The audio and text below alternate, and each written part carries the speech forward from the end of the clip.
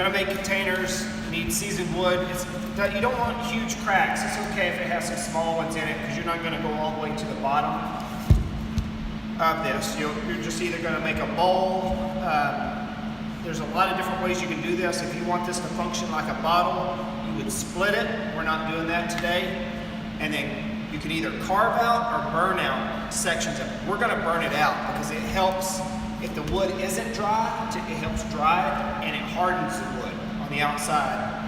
And then that way you can kind of get an idea if you need to use clay on the outside of it to seal up any cracks. You shouldn't. This wood should be seasoned enough. You'll want to wet the edges. You'll put your coals in the center. If you have a bellows, this is also where the bellows comes in because now you can concentrate all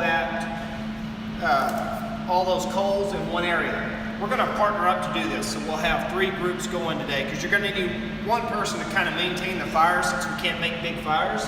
So you can have a continuous source of coals to place on this and to blow it into your container.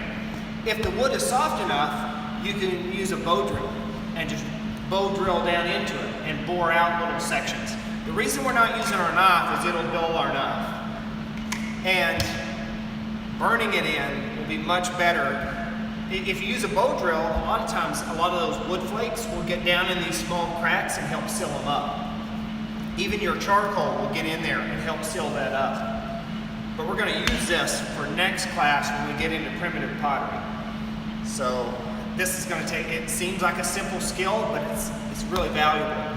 Because even if it's a wooden container, even though you can't put it on a fire, you can drop hot rocks into it and boil your water this way. If you had bamboo, it would be much easier because then you could just cut it, bore it out, it works. But if you don't have it, this is how you can make wooden containers.